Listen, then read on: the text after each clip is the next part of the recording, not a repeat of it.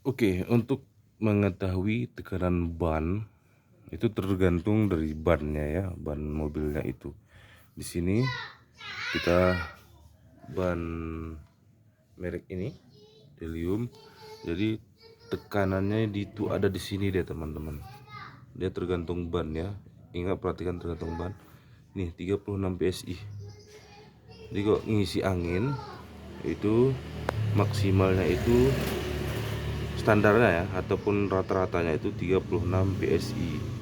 Nah, kalau lebih itu maksimalnya biasanya sampai 40, tapi bawa yang nggak enak gitu ya. Kalau 36 itu oke-oke aja mengemudinya. Biasanya tergantung muatan juga. Kalau berat muatan dan sebagainya bisa sampai 40.